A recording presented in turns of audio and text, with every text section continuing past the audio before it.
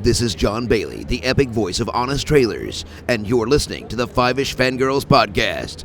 It's a Fangirls podcast with five-ish people. The tangents and squee will continue. Squee.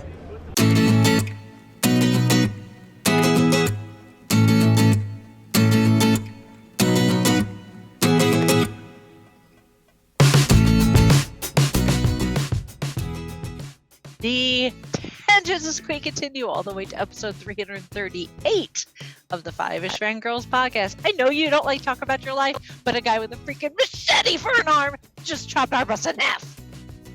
Welcome everyone to this week's episode of the Five-ish Fangirls podcast. So glad you could join us. Let's start off like we do every week with the virtual table and see who's joined us this week.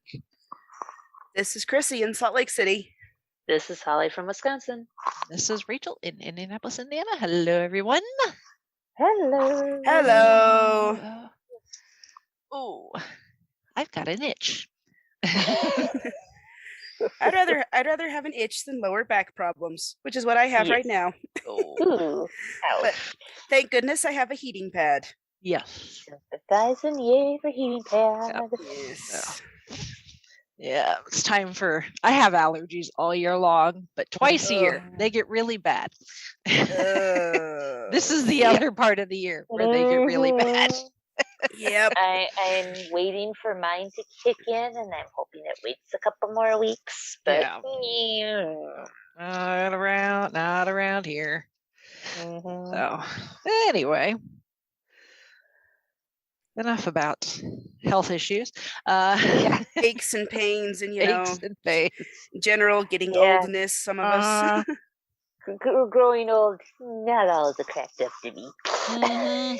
No. If you're still like a teenager, Would not recommend. Yeah. I was like, they told me when I grew up, I could be anything. They didn't tell me I would be, breaking in half. Yeah. Yeah. But anyway, Where's our extended warranty, huh? Yeah. I know they keep trying to call me about my car's extended warranty. I'm like, how about the rest of me?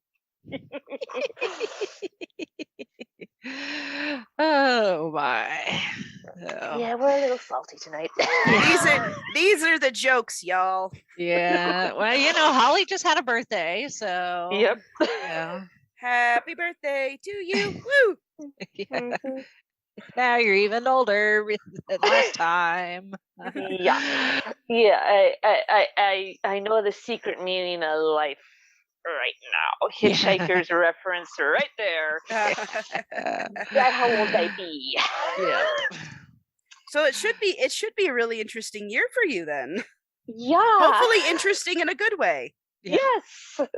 And if Yeah, you but- ever if the meaning of the universe ever, comes upon your mind, let us know.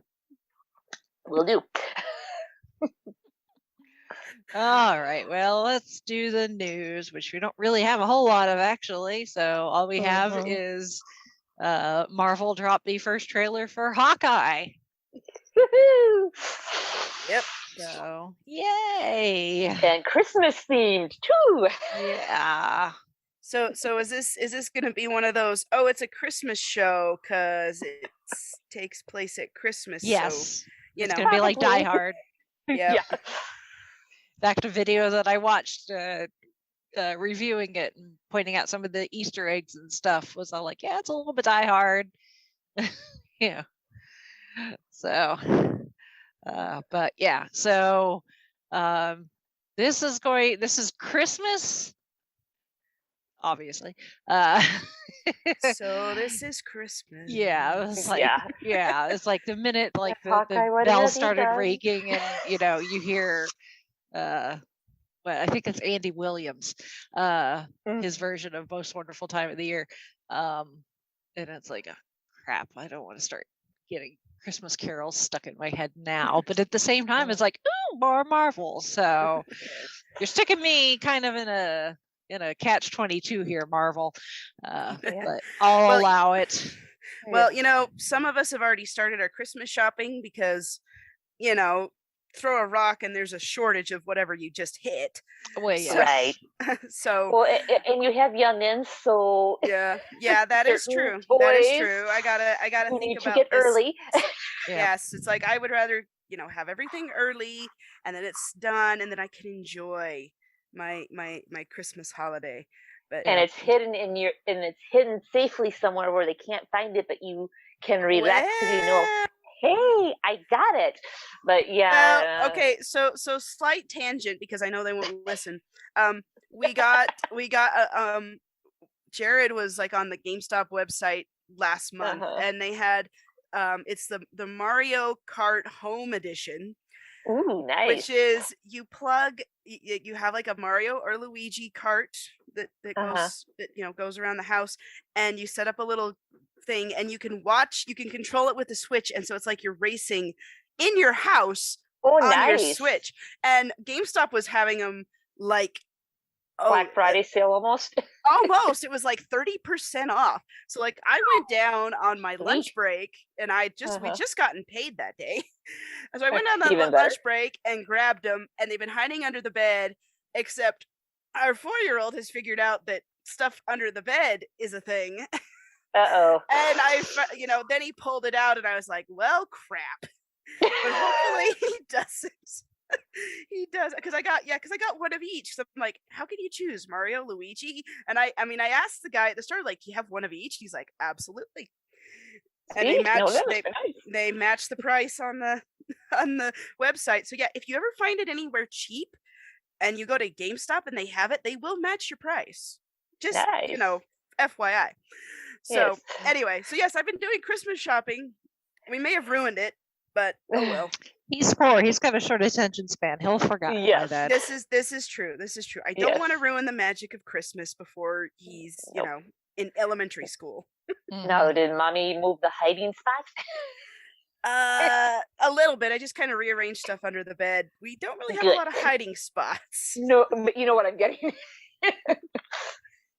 So we're kind of have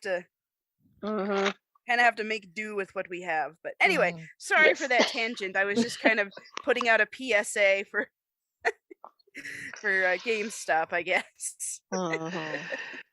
Anyway, Marvel, Hawkeye. In the grand scheme of things, right now your Christmas is shaping up to be better than Hawkeye's. How's that for a tangent? Yes. See, I was on topic. Yeah. Yes, you were. You don't have the authorities coming after you for what you did in Endgame. Yes, exactly. Yeah. Yeah. So any of the people out there that are like, oh, Hawkeye isn't going to see any repercussions for going all Ronin in Endgame. No, he is. That's gonna come back to bite him in the butt. Unless Lucky bites him first. Yeah. Where's Natasha when you need her now? Yeah. Dang stone. Yeah. Yeah, that is poor Hawkeye. He he had his family taken away from him in the snap. And now he's got them back, but he's lost, 5 years with his kids. Yeah. His loved ones, and now, the choices he made. It's even some of the choices he did not make. If you remember that the post-credit, the mid-credit sequence from Black Widow. Yeah. Even some of the choices that he actually didn't make are going to come back to bite him in the butt. Yeah. But there's Lucky the pizza dog. So, yeah. But there's Lucky the pizza dog. So, that's all people really care about. Because I forgot about Lucky. I was like, ooh, puppy, hi. Yeah. So, but should be a good time. Kicking off right as the holiday season begins in my book with. And I'm wondering how many types of arrows Hawkeye has based off his reaction when the girl lets that one go, and she's like, "There's one's more powerful than that."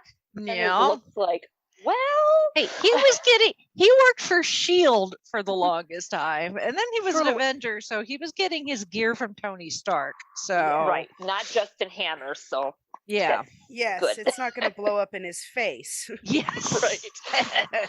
As long as Pepper kept up the quality, which I assume she would. Oh Oh, yes. Yes, absolutely. So, but yeah, I'm excited. So, Mhm. and I'm excited for Kate Bishop Yes. and Lucky. So, we don't And get I a lot of think they were- pets in the MCU. So, you And know, I'm thinking they were saying the one boy that was in the clip, I think, is Dr. Cho's son from Age of Ultron.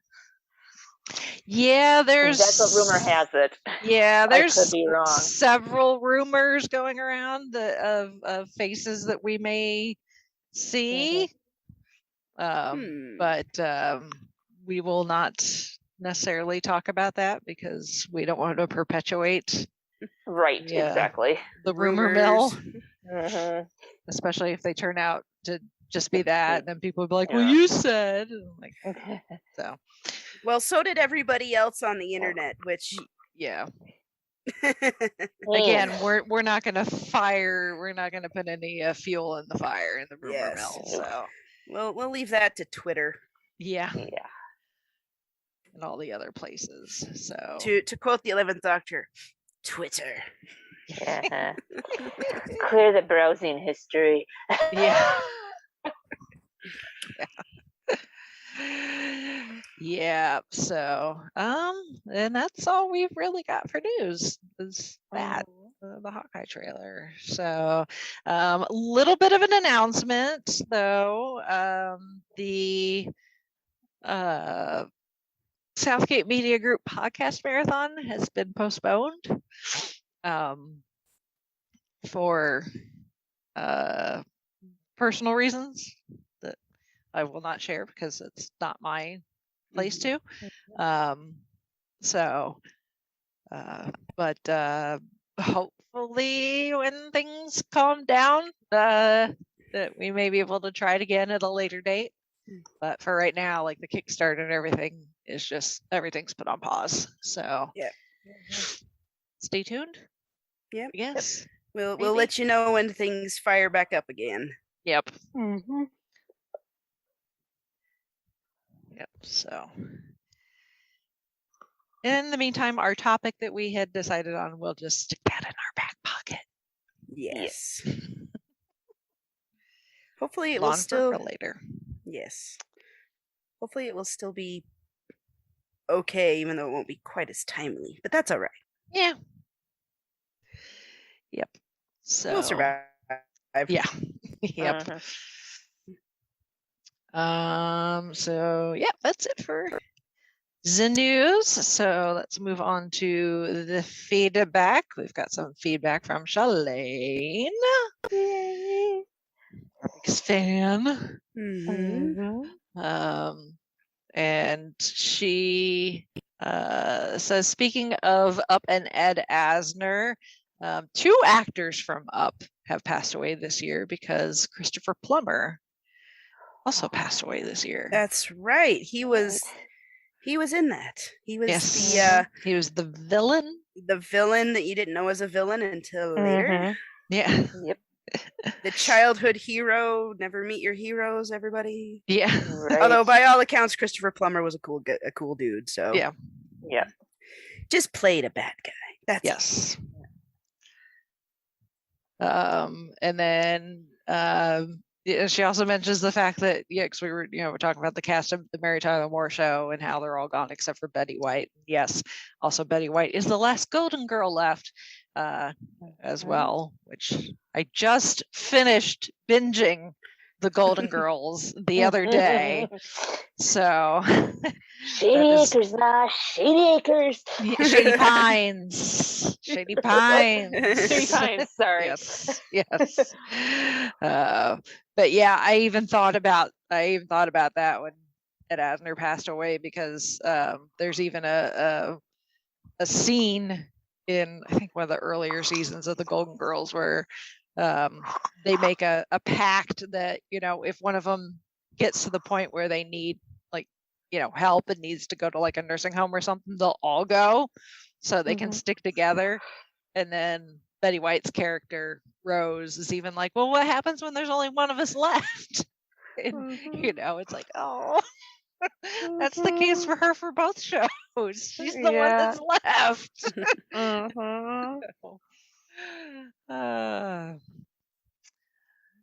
So that's kind of sad. Bittersweet. And then Shalane says we should do an episode on gargoyles, which I never watched. Ooh. I've watched some here and there and probably out of order when it was in syndication, so I'd have to rewatch from the beginning. I wouldn't be opposed to just doing that somewhere down the line. When I was, how old was I? I was probably like 12, maybe 12 or 13. It was on, they showed 2 episodes every night on Toon Disney. And for some reason, that was like, me and my siblings, we all watched it. And, you know, 2 episodes a night, every weeknight, you go through it pretty quick. Plus, we bought the entire series on DVD, and I have been like, and when Disney Plus dropped, and you know the whole series is on Disney Plus. Oh, I started watching. Yeah, it is. Okay. Oh my gosh, gargoyles! Oh, I'm just. Because now, did Jonathan Frakes do a voice in that too? Yes, Jonathan Frakes. Him and Marina Sirtis, if I remember correctly. Jonathan Frakes is Xanatos, who. Okay, because I watch gargoyles so much, when I watch Next Generation, I'm sorry, I picture he is Xanatos. He's not Riker. I mean, he's like, hey, that's the guy who plays Xanatos. Not quite so much with Marina Sirtis, because I think she did something a little different with her voice in Next Gen, or one of the two. Her voice sounds slightly different, but yeah. And also John Delancey. Is it John Delancey or is it Data that's in it? Brent Spiner. Brent Spiner. Okay, yeah. I think John Delancey shows up at some point, but not like a main character.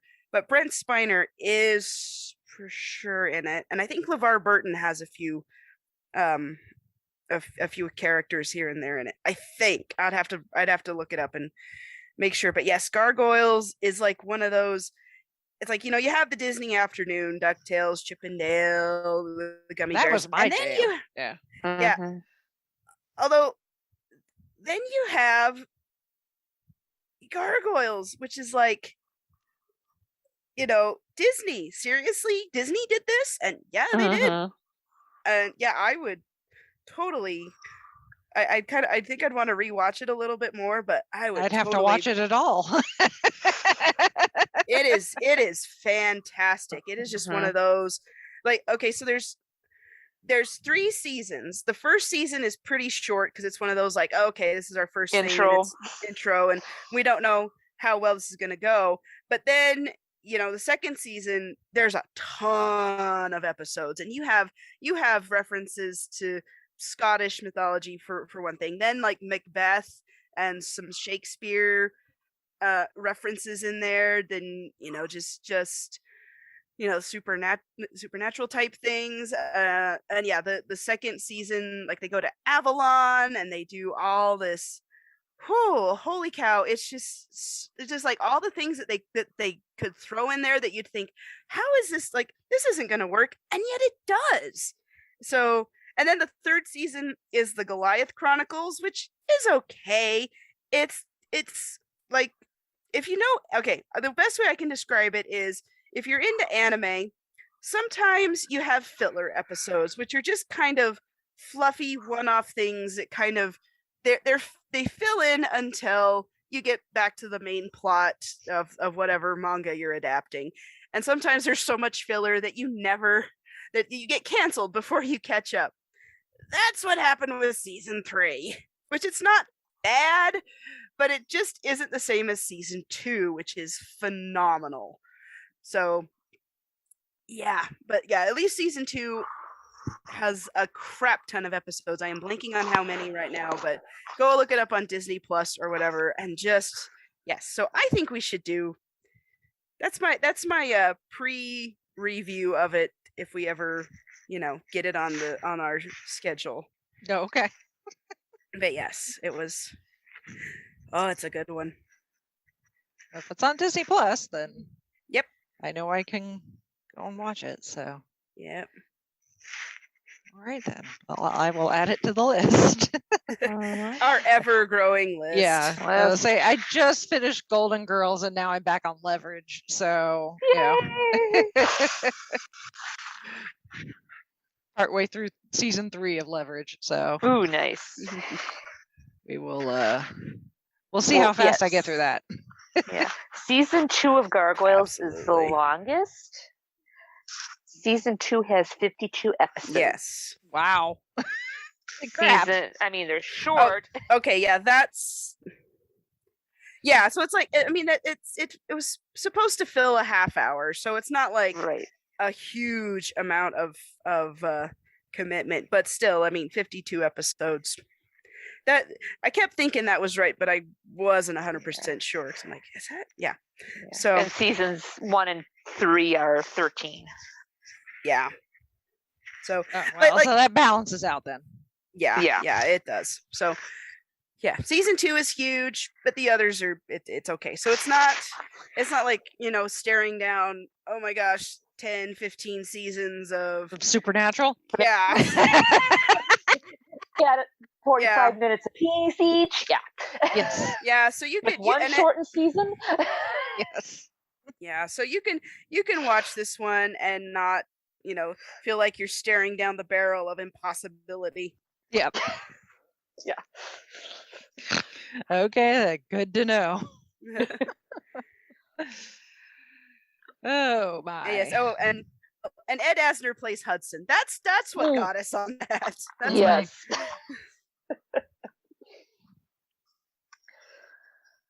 Again, I can see Ed Asner voicing a gargoyle. The Santa Claus thing still kind of a struggle. Mm-hmm. Yeah. So, all right. Well, thank you, Shalane, for that suggestion. Yes. I didn't mean to hijack the news or her feedback with my Gargoyles is awesome. And then the last bit of her feedback is talking about how we're getting these, big movies now at Christmas time. Because it used to be, summer blockbusters, and now it's blockbusters all year long. So we got Star Wars at Christmas, we got Wonder Woman at Christmas, now we're getting Spider-Man at Christmas. And then, how Spider-Man No Way Home will lead into Doctor Strange and the Multiverse of Madness, which is currently due out next March. So yeah. So probably around the time of Spider-Man is released is probably when we'll start getting trailers for Doctor Strange. So but essentially we're getting Doctor Strange back to back. Yeah, which makes me very happy. Well, and kind of speaking of Doctor Strange, yes, this kind of segues into sound the spoiler alarm. Yes, which is why Brittany is not here. She's trying to remain spoiler free. God bless her. Good luck. Yeah. Me, I'm like, I got little kids. It's going to be a while before I get back to the movie theater anyway. So I've already watched some reviews of it. So I'm cool. Yeah. So, but yes, this is your spoiler alarm for Shang-Chi and the Legend of the Ten Rings. So you have been warned. So, that being said, oh my God. Yes. Very good. I went into this not knowing a whole lot. I try not to research too much of the source material, just because I know they don't, Marvel, while pulling obviously from the thousands and thousands and thousands of comic book, issues out there, that they will cherry pick and adjust the source material, to the MCU so that it works on the screen. So I don't necessarily want to be like, oh, this was this plot line, and if they don't do that exactly, be like, well, so. But yeah, Shang-Chi, and The Legend of the Ten Rings, our latest feature film in the MCU. This is origin story, but not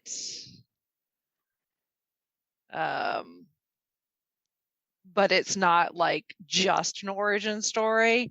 Like, we have Black Widow, which Black Widow was great, and it was nice to see Natasha again and kind of get that fill in the gap of in between Civil War and Infinity War / Endgame.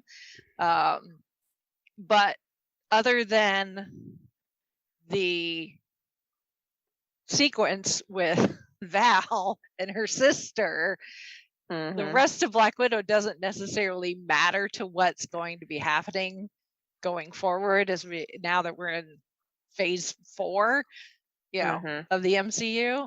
This is very much like, okay, the Infinity Saga, that was a thing that happened, but we're moving on. There are going to be other threats and fish to fry, like Thanos, that are coming down the pipeline. Some we know about. Thank you, Loki. And some we don't. Some we don't, but a lot of people suspect are coming. So we have to get some backstory, but at the same time we have to keep the momentum going, and I think they did a really good job with this. The opening sequence with kind of like the opening of Lord of the Rings, with Galadriel explaining about the one ring. In this case it's 10 rings. And they don't fit on your fingers. In the bracelets. In the comics, the 10 rings are literally 10 rings that go on the fingers, but they were like, we've kind of done hand jewelry now with Thanos and the Infinity Gauntlet, so let's do arms instead, which those are still a thing. That's something that people will do, is put like weights and stuff, on their wrists and ankles as resistance as they do, like weight training, to help strengthen those muscles. So it still has some basis in reality, having him wear them on his arms instead of literal rings on the fingers. So but this is like 90% of this movie is like a family story. So you've got this guy Shang-Chi, who is our star, but we don't even really get introduced to him till like 10 minutes in, when we see him as a baby. And his parents are talking to him, because we get that overview, like I said, kind of like the opening of Lord of the Rings, but in this case it's being narrated by Shang-Chi's mother. And at first you don't think it's going to turn into a love story, but halfway it's like, okay, because the story is that these 10 rings, nobody knows exactly where they came from. There's different stories, as legends get passed along, stuff gets translated wrong, or people will change stories to make them more exciting or whatever. So there's some people think that he found the rings in a meteor that had crashed to Earth, which is kind of like the the origin of Wakanda when you think about it, if that was the case. Some people think that he got them by defeating a dragon. So we still don't know exactly what the origin is, but that's actually kind of important. The fact that we don't know by the end of the movie. So, but we see the rings. If you've seen at least everybody's seen the trailer, so you've seen what the rings can do as far as power. But it also grants the person immortality that has them as long as they continue to use them. So his father finds them and ends up living 1,000 years. And we see him throughout time gaining more and more power, developing the army of the 10 rings, influencing history. At one point, they allude to the fact that his father was actually Genghis Khan. Dang. We see them influencing things like the First World War and like the French Revolution and all these things. But he finally reaches a point where he's like, okay, I've got all the power and money I could ever want.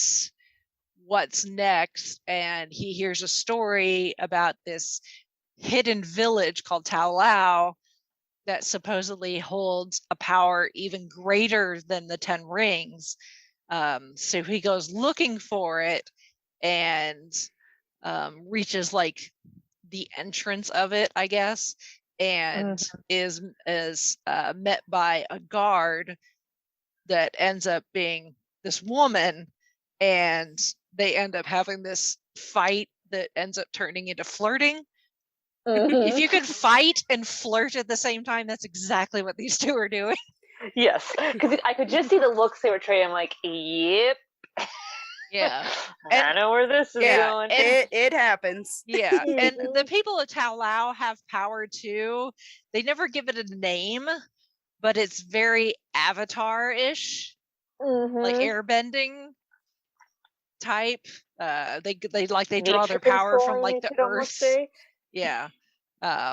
So they end up falling in love. They want to get married. Her people are like, no, he can't be here.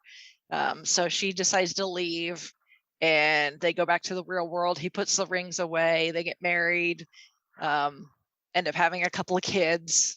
Shang-Chi, their son, is the oldest. And then they end up having a daughter some years later.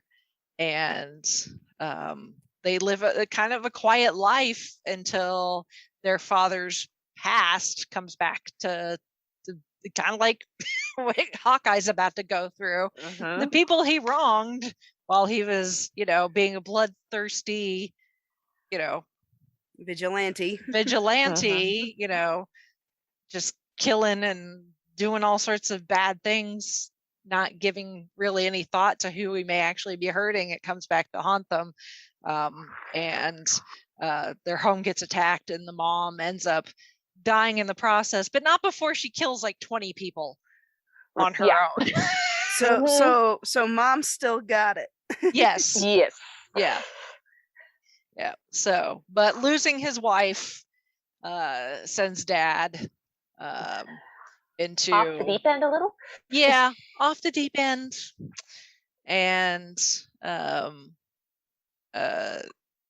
he ends up taking the rings, putting them back on, redoubling his efforts as far as his army with the 10 rings and his money and power. But this time he's gonna train his son to be a bloodthirsty killer too, but not the daughter. There's a the daughter ends up becoming an afterthought because the father is like, no, you look too much like your mother. I can't stand the sight of you. So sister gets set aside while big brother gets to become a bloodthirsty killer. Yeah, and you can just imagine how that helps the relationship with brother and sister. Yeah. So that creates some issues. Father-son relationship. not very healthy. Father-daughter relationship, not very healthy. Brother-sister, not very healthy. Dad of the year, Yeah. right here, y'all. Exactly. Yeah. So, but his dad, after so many years of training, when he's what, like 14? That's what I think they said. Something Yeah. like that. Yeah, when he's like 14, his dad sends him on his first solo mission, and he ends up completing the mission, but then is like, screw this, and then runs off to America and ends up making his way to San Francisco, where he meets a girl in school named Katie, who saves him from some bullies because he's the weird foreign kid who doesn't speak really good English at the time. And he's about to get beat up when this girl comes up, and her way of deflecting the bully is to start singing Hotel California by the Eagles. We're gonna have a resurgence of that song on iTunes. Yeah, probably. Yeah, American Pie, thank you, Black Widow. And now the Eagles, Hotel California, are going to probably see a bit of resurgence. I don't know what Marvel is doing with giving us these, like, earworms. Classic earworms.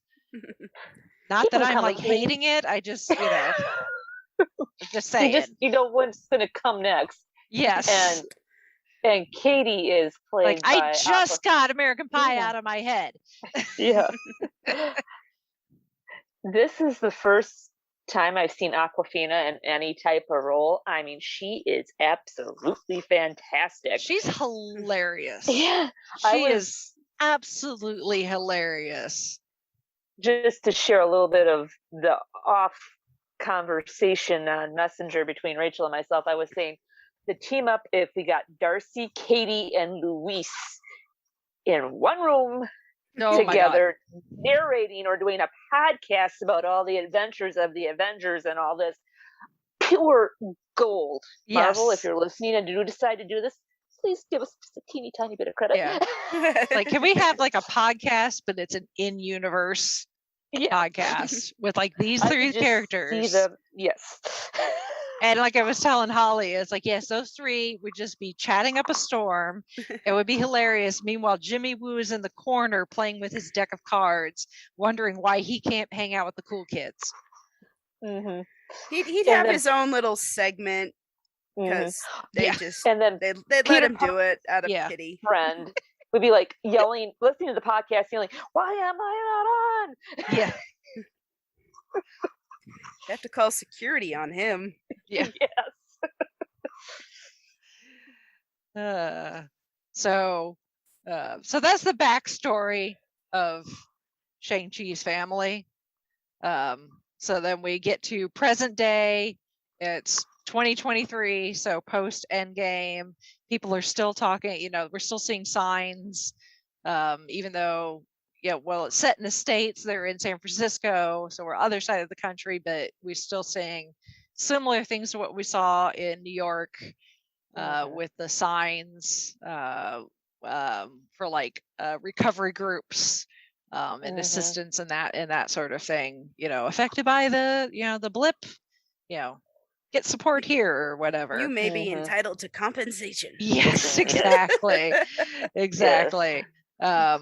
And we find out that he's going by Sean. Yes. And he and Katie are good friends, no romance, despite what Katie's grandmother thinks. Yes. She's like, "When are you two getting married?" He's like, yes. He's like, "They're just friends." She's like, "Whatever." Grandma's kind of seeing through things here. You can't. Yeah. Grandma knows what's up. Yeah. But they are. They work at a fancy hotel in San Francisco as valets.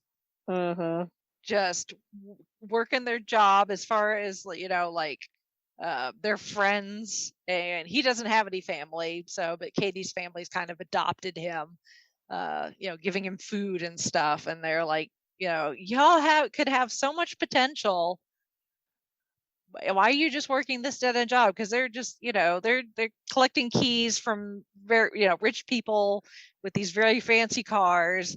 Although when one comes along that is pretty badass, Katie's all like, I want to take her for a ride. And they end up driving all over San Francisco, which Doing her Aquafina version of the actually Fast and learned how to Furious. drift in the process for this film. So she knows her way around a car. And when they're not working, they're either going out to eat with her friends or going to karaoke. It's like, well, we could go home and go to bed and get a decent night's sleep. Irresponsible adults. Or cut to them, downing shots and singing various Disney-related tunes. Yes. At the karaoke bar. Oh Which you see, my. which And I pointed usually that it's- out when the first trailer dropped. I'm like, did you notice the words on the screen with them singing karaoke? It's A Whole New World from Aladdin. Yes. So that's Yes. exactly what they're doing. But Oh yeah, no, they're not a couple. no, not at all. Hey, men and women can be friends, despite what Harry Yep. Met Sally may say. Yes. I have several male friends that Yeah. Hollywood screenwriters vehemently disagree with you. yes. Well, what do they know? This is true. But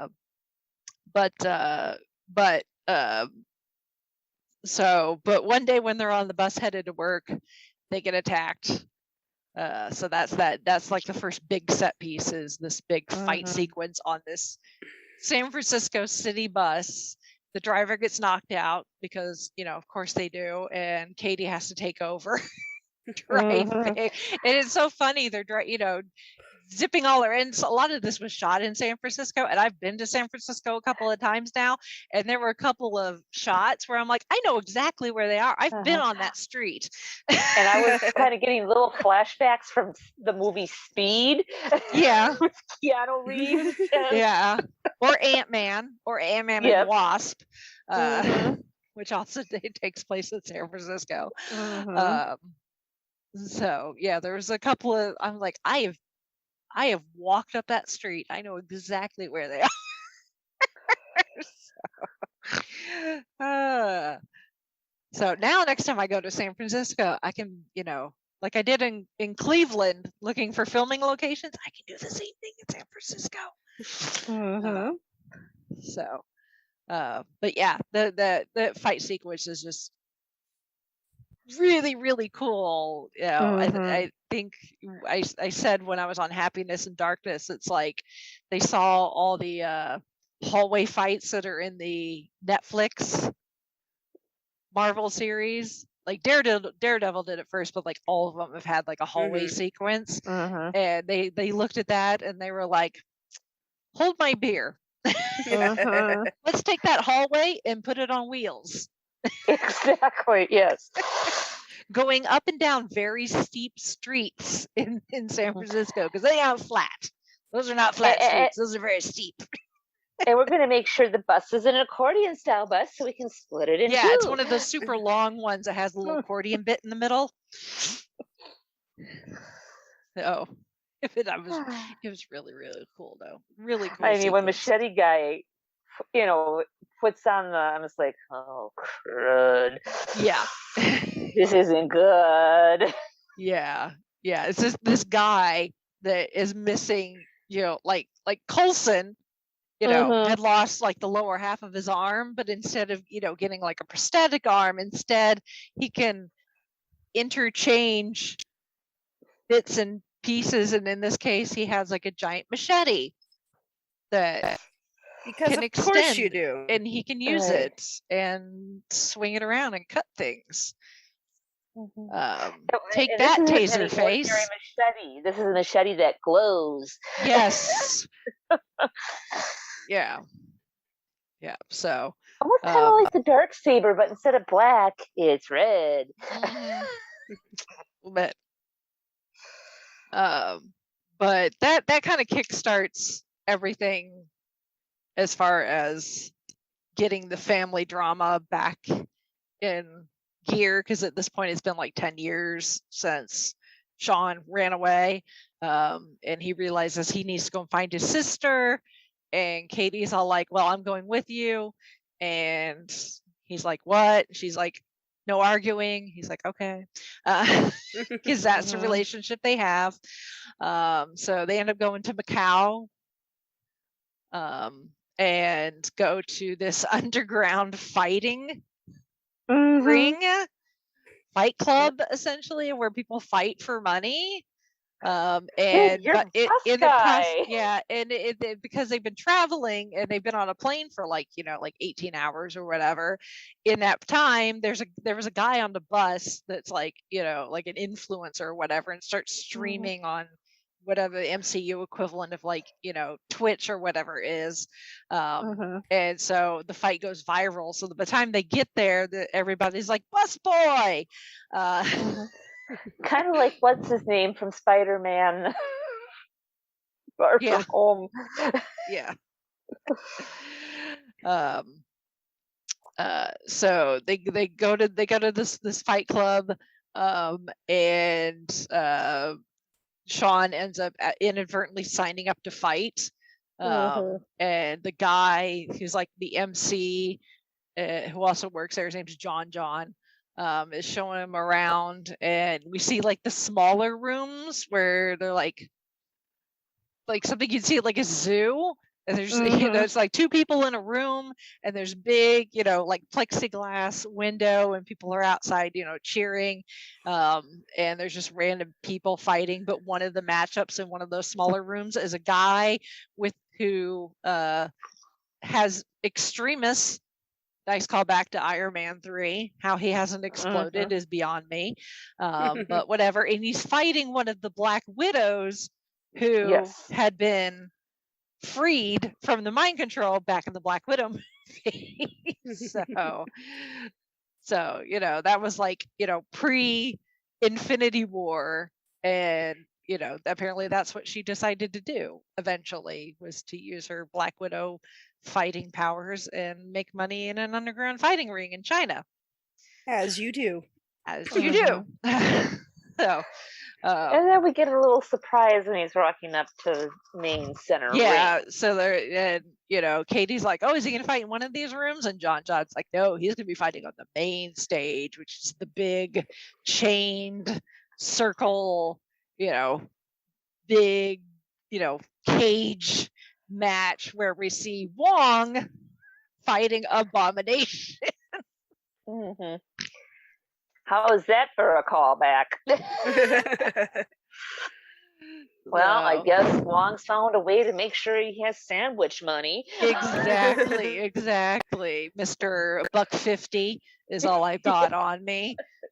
He really wants those tuna melts. He's gonna have to pay for them, and apparently this is how he's figured out how to make some money, because as we've learned, being a master of the mystic arts doesn't really pay anything. So I'm sensing a theme. Yeah. Mystics Avengers. Yeah. Gotcha. Yep. Side gigs must have. Yes. Yep.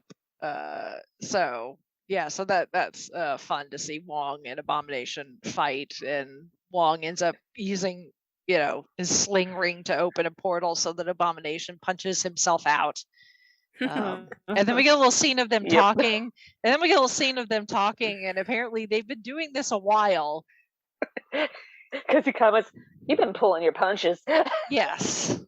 So this is something they kind of do on the reg, and then Wong uses the sling ring to send Abomination back to what looks like the raft. So they're just biding their time, I guess, to let Abomination get exercise. I'm not entirely sure. This is just, at this point, it's really just a reminder that this character does exist technically within the MCU, even though we've not seen him since the Edward Norton Incredible Hulk. but he is going to be back in the She-Hulk series next year. So this is, I guess, their kind of way of being like, oh yeah, this character, he's a thing, and we shall see him again. So don't forget, I guess. It's just a fun thing, really. Wong, on the other hand, he will be important later. The Abomination, not so much at this point, but Wong, very important. But then Shang-Chi ends up getting thrown to the cage match, meets his competitor, turns out to be his sister. She kicks his ass. Turns out she's the person that actually owns and runs the Fight Club. So she personally wanted to kick his ass. Because she's very bitter, because when he left on the hit job, he told her that he was going back in 3 days. 10 years later, she's like, after 6 months, I was like, well, screw this. So but she'd been training herself on her own, and then as soon as she could escape, she ran away and has been building this empire. So, but Dad's cronies come a knocking. There's another big fight that takes place, a lot of it outside on some scaffolding because the building is partially under construction, and oh my god, I hated that the entire time. Even though I know it's all visual effects and they weren't really up that high, but I hate heights. And poor Katie. And my blood pressure and my heart was just pounding the entire time during this fight sequence. Because I was like, Parker, you can show up anytime now. Yeah, I was like, somebody got a parachute, something here going on here. Yeah, please.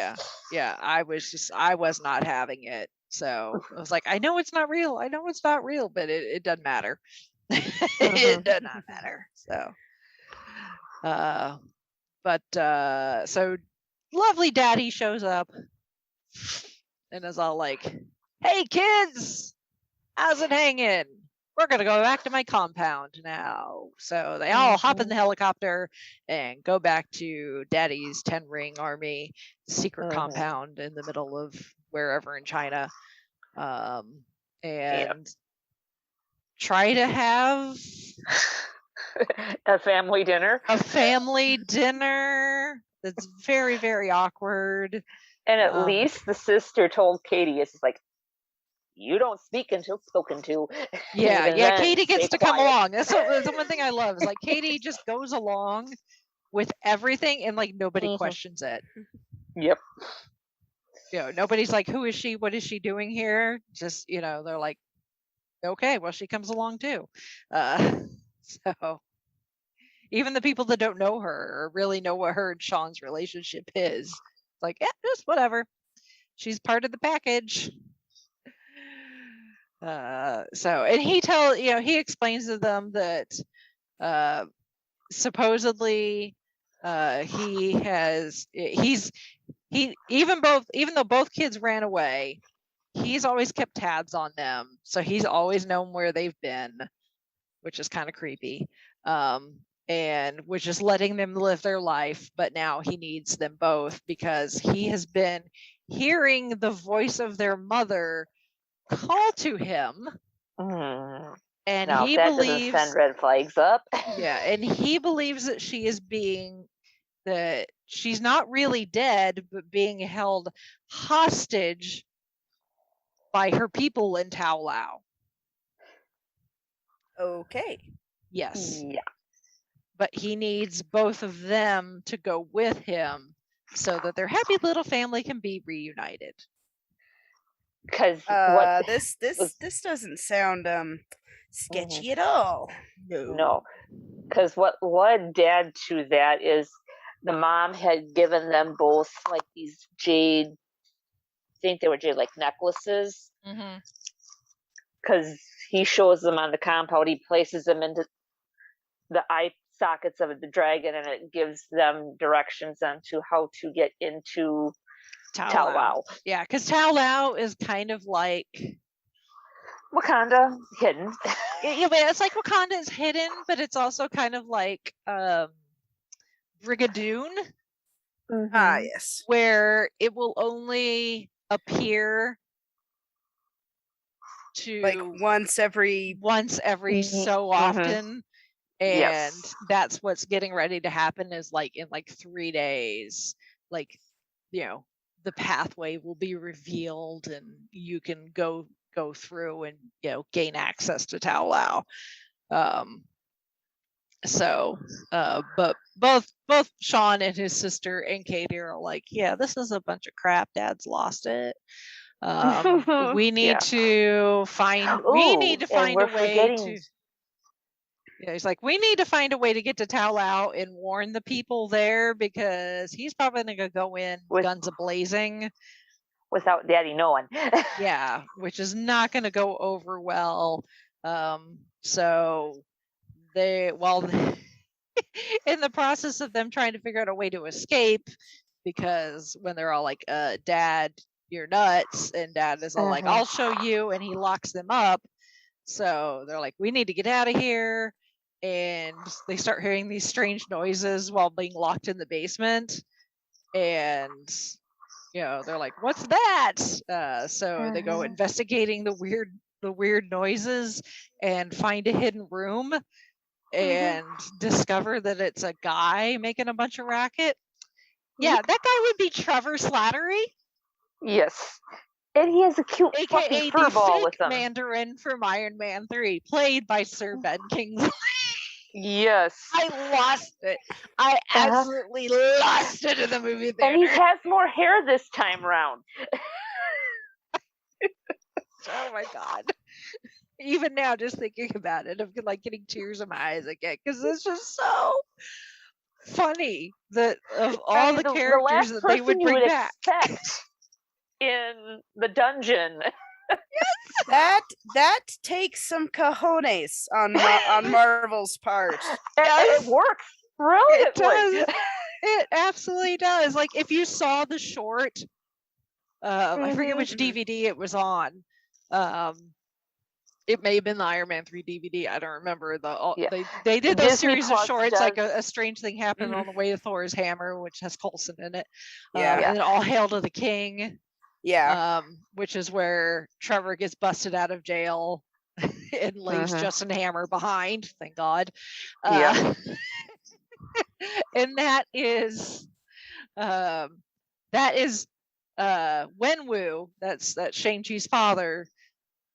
Cronies are the ones that came and busted Trevor out of jail. Because while they're having their awkward family dinner, he's even explaining to them, you know, that he's like, throughout my years of gaining power and everything, I've been known by lots of names, and that's when he name drops Genghis Khan. And he's like, but some people decided to use the name of the 10 rings and use it for their own gain, even though they technically weren't part of his organization, and that's exactly what Obadiah and no, Obadiah. That actually was the 10 rings. Okay, all right. So sorry, I got that confused. The proper 10 rings actually are responsible for kidnapping Tony Stark. Okay. In the first Iron Man, but all the events with Extremis and Killian in Iron Man 3 is all fake. Okay. Killian just decided that, the 10 Rings had a reputation of already being this brutal organization. I'm going to use that name and create this persona of this, you know, fearless, you know, feared leader using the name the Mandarin, which Wenwu never used. He thought it was stupid. He's like, they named it like chicken. Yeah, he's named after a chicken dish. So that was all Eldridge Killian's doing. But it is actually the 10 Rings that kidnapped Tony Stark in the first Iron Man. Gotcha. And FYI, All Hail the King is on Disney Plus. The short is. Ah, good. You just do a search for All Hail the King and you will be able to find it. Yeah. So, but yeah, they were going to, Wenwu was going to have Trevor executed for essentially tarnishing the name of the Ten Rings. boy. But right before they were going to kill Trevor, he launched into Macbeth. And they were so entertained by his performance that he's been doing weekly shows for them ever since. Essentially court jester for the Ten Rings. Oh my gosh. Yes. God. And so he it's does like, happen up to to have this a little. point, like Aquafina has been the comedic relief. When Sir Ben Kingsley comes back on the screen, sorry Aquafina, like she still has her moments, but he is the comedic relief for the rest of the movie, and he is brilliant at it. Absolutely brilliant. Yes. And he also has a floofy little companion, which I am dying for them to make this stuff. There's a stuffed version. Oh, nice. Oh, yes. Target has one. If all you want is just like a stuffed animal. Disney also has one, but it's not just like a stuffy. Like his wings and stuff move. So, cool. I guess it just depends on whether you just want the stuffed animal to cuddle with, or you want him to like actually be able to do stuff. Cool. But yeah, his name is Morris. He's this oversized corgi with wings that doesn't have a head. Yeah. Really is what he is. He's the cutest thing. And he doesn't have a head. He doesn't have a head, but don't say anything about that. He's very sensitive about it. Yep.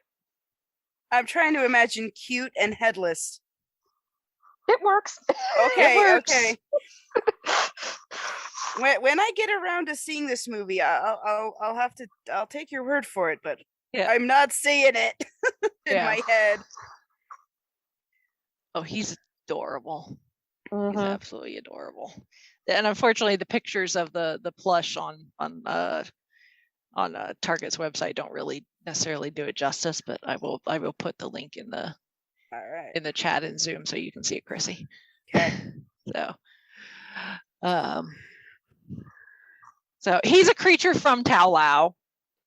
He in one of Wenwu's adventures trying to rediscover the path to Tao Lao, came across him, took him, and met up with Trevor, and they have been good friends ever since. And Trevor like completely understands what Morris is saying.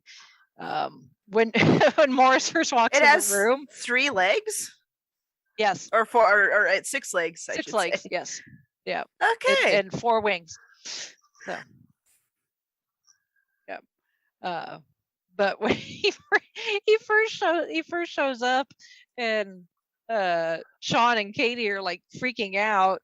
They're like, "Oh my God, what is that?" And Trevor's like, "What is what?" And they're like, "That thing." And he's like, "You can see him?"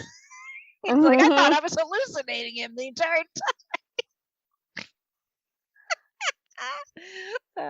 But because because Morris is native to Tao Lao, he can show them how to get there without having to wait for the whole Brigadoon thing to happen.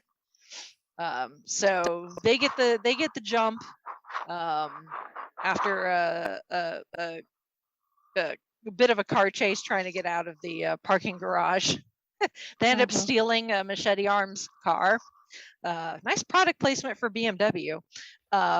And use Morris with Trevor's translation to get to Tao Lao. Yes. He can speak Morris's language. Yep. So they get to Tao Lao, meet up with their aunt, who was their mother's sister, and she explains to them she gives us the info drop, the rest of the info drop that we need for the rest of the movie, about how Tao Lao is actually Tao Lao actually exists on a different dimension. So again, different dimension, multiverse. This is a thing that's happening. But their village is tasked with guarding this giant kind of vault in a mountain that contains the this giant creature that can eat souls, that can devour souls, and it's got all these little, like, tiny little versions of it that help it. And it was wreaking havoc, and the people of the village were doing their best, to try and stop it, but eventually they got help from this giant dragon that they call the Great Protector, because of course this is Chinese, so there's going to be a dragon in there somewhere, and the Great Protector ended up helping them defeat the Soul Eater and lock it within this giant vault inside this mountain, and they've been tasked ever since to make sure that it stays closed. But because it eats souls, it's able to speak to those who are susceptible, essentially in the voice of someone that they've lost. So it's actually reaching out to Wenwu, because it knows that if he comes with the 10 rings are powerful enough to break it open. Okay. So that's what we're potentially looking at as far as disaster. So of course that means, they know Wenwu and his army are coming, so they got to get prepared. So what else are you gonna get but a training montage, where everybody gets new costumes, and the aunt helps Shang-Chi learn how to use power similar to his mother, because he is a product of both of his parents and therefore has the ability to use power just like both of his parents. We see the sister training, because at Tao Lao, everybody is equal as far as defending, unlike with the 10 army, the army of the 10 rings, where it was just men. So she gets to train, and then Katie ends up learning how to shoot bows and arrows, and is actually pretty good at it. We actually find something that Katie is good at besides driving cars and singing karaoke. So Dad shows up, of course. Big battle ensues. Dad ends up making it across the lake to the gate, starts breaking it open, letting out some of the little minion soul eaters. And these things are like, I don't know how to describe them, really. They're just this weird, like, bats. They're a face weird hugger. Face hugger / Mynak, but Yeah. Bolnak? Maybe it mixed a little bit of the Shrike from Agents of S.H.I.E.L.D. Yep. Season to last. So they go out, they're out, and they essentially latch onto people and suck out their soul, and that person's dead, and then they take the souls back to the giant soul eater, feed it to it, and every soul that it eats, it gets stronger and stronger and stronger.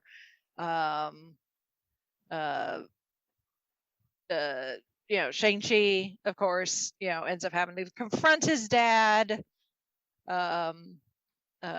Dad ends up throwing him to the lake, where he encounters the Great Protector. He comes flying out of the lake, very Land Before Time, not Land Before Time. What am I thinking? Never Ending Story. Moment, riding on the dragon. This dragon. Being Falcor, Great Protector being Falcor this time. Yes. And fight. Unfortunate, people die. One of the old wise men ends up dying, which is kind of sad. The one who trains Katie. The one who is like right before they go out ready for the big battle, and all he says to Katie is, "Don't die." Yeah. That's useful. Yeah. Good advice. Thanks, wise old man. And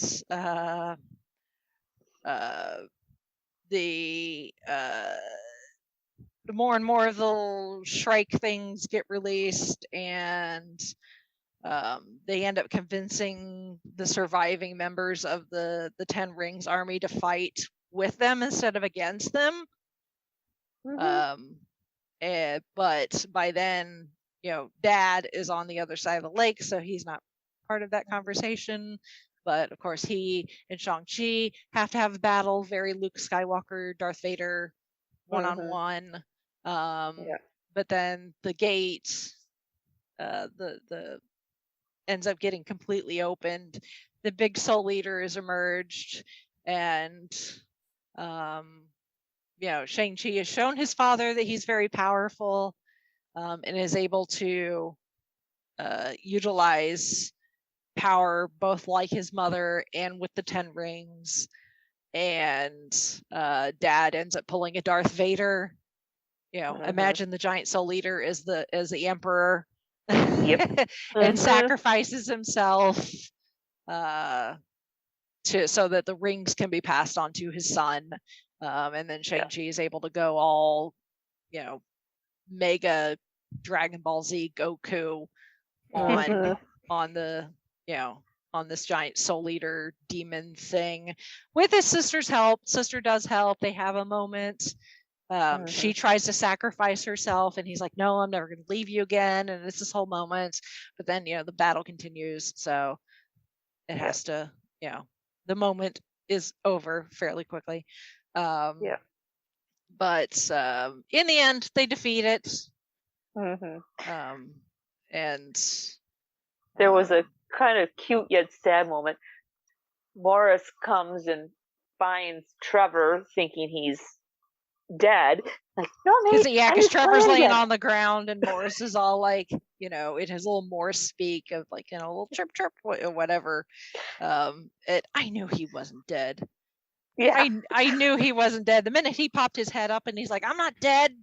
Idiot, I'm just acting. Now get down here and act dead too. Yeah.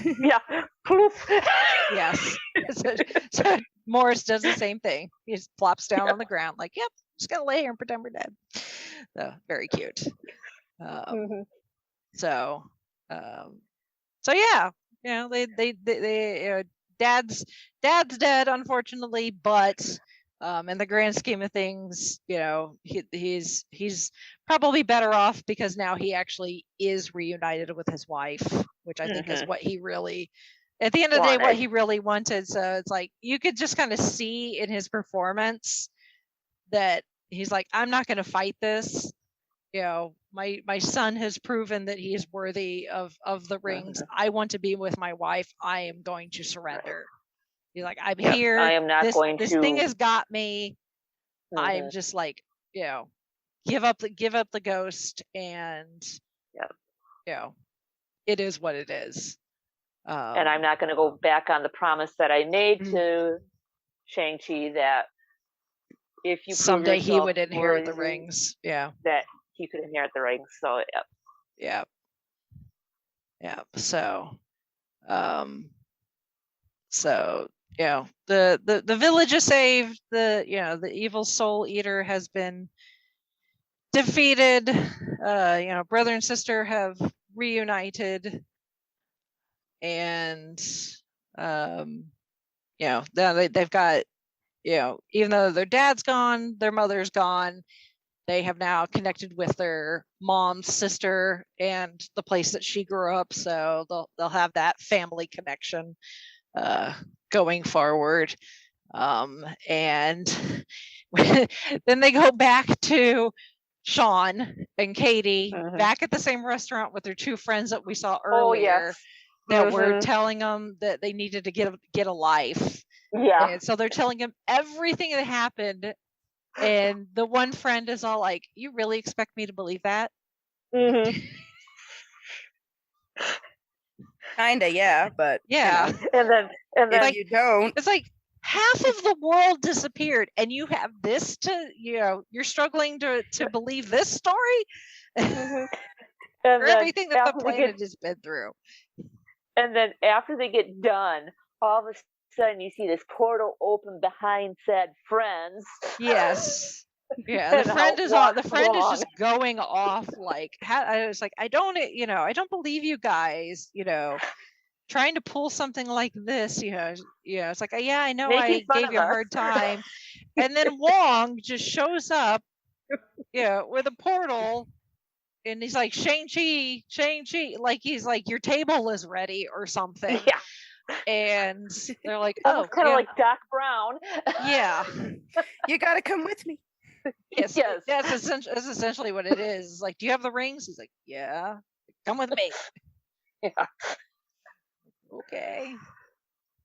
So they take off with Wong to presumably the New York Sanctum. And that's it until we get to the mid-credit sequence, which is Wong with Sean and Katie examining the rings, asking questions. It's like, oh, how long did your father have these? 1,000 years. Do you know anything about them? Like, where he got them? Like, no, we have no idea. And he's like, well, it's not, these rings are not aren't listed anywhere in any of the libraries of any of the sanctums or Kamartaj or anything. So they have to go looking for outside help to try and figure out. Because when Sean got the rings from his father and activated their power, Wong mentions the fact that Doctor Strange, all the sorcerers felt it, the power like activate. So there's something about the fact that Sean took them and was using them that made them act differently, I guess, than it did whenever their father used them. And so it's and like, the cool thing was there was 2 other people in the room. He's like, well, I've got nothing. I've got no information on these. So, hey, you guys got anything? Yeah, it's Carol Danvers and Bruce Banner, not Smart Hulk. Bruce Banner, regular Banner. Mark Ruffalo looking Bruce Banner. Yes, so he's no longer with Smart arm in a sling. Yes. Unfortunately, his poor arm is probably irreversibly damaged from doing the snap that brought everybody back. But yeah, Carol's like, I don't recognize these because it's not just the power of the rings, but they're also emitting a frequency, almost like a message, kind of like Fury's pager. When the Avengers were trying to figure out who exactly it was calling, until Carol showed up. And we've it, and Bruce is being the scientific one of the scientific ones that we have left, is this is nothing from this earth, let alone probably this dimension, at least that they're aware of. And Carol's like, I don't recognize it either. But they're like, we need to figure out what exactly this is, what they're doing and who they're trying to contact. And it's more than likely going to be the big bad when we get to Avengers 5. Right. This is like, what homing beacon did we just activate here? Yeah. And again, if you want to go into the rumor mill and see what people are thinking, you can. Odds are it's going to be someone a high level tier like a Thanos, and there's only so many of those, because like the Great Protector, and it's Yang to its Yin, the Soul Eater, they're pretty powerful, but they're on the same level as Ego. So you have Ego, who's an Eternal. Well, he's not an Eternal. He's a Celestial. Was a Celestial. And then you have the Eternals, and who are extremely powerful. But then you've got your Thanoses. And there's only so many characters within Marvel that could be on the same level as Thanos. So that does narrow it down quite a bit. Because it's probably not going to be Kang. I think we're eventually going to lead up to Kang in Ant-Man and the Wasp: Quantumania, which is due out in 2023. But even Kang is he's almost up there with Thanos, if not pretty close, but I don't think he's going to be Avengers level. Needs to be taken down. Threat would be my guess. Because we're, especially if we get the Fantastic Four before we get Avengers 5, because then you're starting looking at like Galactus and like that. But again, at this point, it's all just speculation. Start tuning those rumor mills, folks. Yeah, but it is kind of funny because, like, as Bruce and Carol are leaving, because they're not actually there, they're doing the Avengers Zoom call again. Yeah, like they did in Endgame. Yeah. So Bruce and Carol leave, but then Bruce, as he's getting ready to leave, he's like, "Welcome to the circus." Yeah. To Sean and Katie. Like, yeah, well, you're probably going to be Avengers now, so we'll get you your orientation guide here shortly. Yep. And the job comes with a lot of perks, no pay. As unfortunately, we learned in Falcon and Winter Soldier. There's no money in this gig, but lots of clout, especially if you do it right. I'm wondering if there aren't going to be any Peter Parker how-to videos. Yeah, really. So yeah, join the Avengers. Yeah. So you wanted to join the Avengers. Exactly. And then you got into it. Yeah. Well, and then it you're setting up that, some potential like Galactus level threat. And then you get the post-credit teaser, which shows Sean's sister back at their dad's compound, because they like when they were at dinner with the friends, and the friends like, "Oh, where's the supposed sister?" And he's all like, "Well, she went back to dismantle our father's organization." We find out that's quite the opposite. She's actually taken it over and has given it an updated logo and remodeled the building, and now she's got both men and women training as soldiers, and then we just get this little stinger at the end: the 10 rings will return. So there's that too, which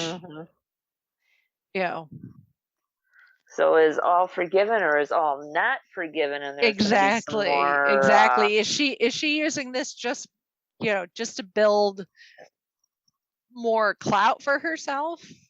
Because presumably she can't go back to her fight club in Macau.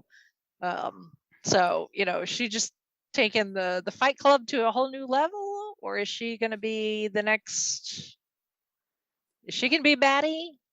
Is she going to be, could she be good? Could she use the army for good? If her brother comes a calling and be like, "Hey, the Avengers need some backup," could they be like the Dora Milaje maybe? And that kind of help? We don't know. But honestly, at this point, I'm pretty sure Wong is, going to be the savior of the MCU. He just doesn't know it yet. Greatness is thrust upon him. Yeah, I mean, he's got this to deal with. He was just doing his thing post Endgame. Going to Fight Club with Abomination, getting his money for his tuna melts, and now this is happening, and Doctor Strange is gonna do something stupid, do exactly the opposite of what Wong told him in Spider-Man No Way Home. And Wong's already had to deal with the crap that happened in the alternate timeline in What If. So yeah, really at this point, Wong is the next savior of the MCU. I'm pretty sure. Yeah. All the man wanted was a tuna melt. Right, and boy, howdy, I'm sure once if he straightens everything out, I'm thinking there's going to be some stern Wong style talking to, like, here's the rules. You think? You don't do X through Z. Here's Plan M, Plan Z, and yeah. Yeah. At what point, like after Endgame, and now, in this, did he see Bruce Banner again and Bruce was like, "Yeah, sorry for punching a hole through your roof." Right. Yeah. Yeah. I was on my. I was about to send Steven to go to the deli and get some food. Yeah. And then you had to go flying through our roof, destroying our stairway. Mr. Thanos is coming. Thanos is coming. And Wong didn't get to go to Tony's wedding because he got snapped. So, he would have probably got a nice meal at the Tony Stark Pepper Potts wedding. Yep. And then he still, as far as we know, he never got his tuna melt either. So nope. Wong just wants a sandwich. Yep, I'm sure Happy and Wong can trade stories and write training manuals like there's no tomorrow. It's like, we have to babysit these Avengers, and it is a crappy life. But here we are. At least when Tony is alive, Happy, I'm sure, got paid well. Oh, I'm sure. Yeah. So, yeah, that's Shang-Chi. There you go. And somebody get Wong a sandwich. Yep. It'd be hilarious if at interviews and stuff, the people who would bring the actor who plays Wong a sandwich. Yeah. Go home with a lot of lunch. It's like, so Benedict. The fact that his first name is Benedict and his last name is Wong. So like when they're filming the Doctor Strange movies and the director is like, wants them to do something, like, hey, on this next take, if he yells Benedict, he's gonna get two heads looking at him. Yeah. Unless if he yells calls him Wong, he'll get the right, he'll get one person looking at him. Yeah, he'll get the right actor looking at him, and the name is still correct. Yes. Whether he's talking about the person or the character that they're playing. A lot of directors will just call actors by their character name. So again, it still works. So yes, it works. Yep. Exactly. Wong still works. At least there's not 12 Chris's on set. True. Yeah. They still have a few popping around, but yeah. Not as many as there were. Yeah, like if I'd been the Russo brothers and I mean, even with the Russo, even if you called them by their character name, you'd probably still have to go with last name because, like, filming all of this stuff from Infinity War with, once, Tony and Strange and Spider-Man take off on the ship, and the Guardians show up, you can't be like, hey, Peter, because again, you're still going to get two faces looking at you. Because you got Peter Parker and Peter Quill. Oh, true. Yeah. Yeah, that's going to be an issue. Oh my gosh. I don't know how the Russo brothers did it. Somehow they did it. That's why they got the job. That's what they did. Star-Lord. There you go. Yeah. Cool. Well, if any of our listeners have any thoughts. Good times. Yes. If any of our listeners have any thoughts on Shang-Chi or any of the other Marvel Universe shenanigans, drop us a line. Our feedback email is fiveishfangirls@gmail.com. You can also go to our website, which is the5ishfangirls.com, to find links to our social media and various ways of how to support us, whether it's through financial support or just leaving us comments or likes or reviews wherever We are, and as always, we thank you for your support. We thank you for listening, and yeah, we'll keep the good times rolling for as long as you'll have us, and probably even longer than that. As long as Marvel still keeps creating stuff, Clearly, we aren't going anywhere. We could just stick with Disney Plus, and we'd be set for a very, very long time. Seriously, we found that out when like everything was shut down, and we're like, well, we need reviews. What's on Disney Plus that we can talk about? Like, what isn't?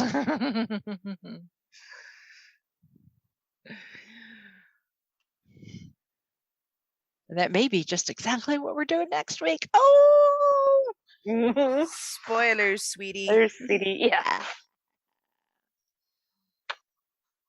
Oh my. All right. So with that, we shall sign off for this week. This is Chrissy in Salt Lake City saying goodnight. This is Holly from Wisconsin saying good evening. And this is Rachel in Indianapolis, Indiana. Calm down, man. I'm not dead. It's just a performance. Now get down here and play along.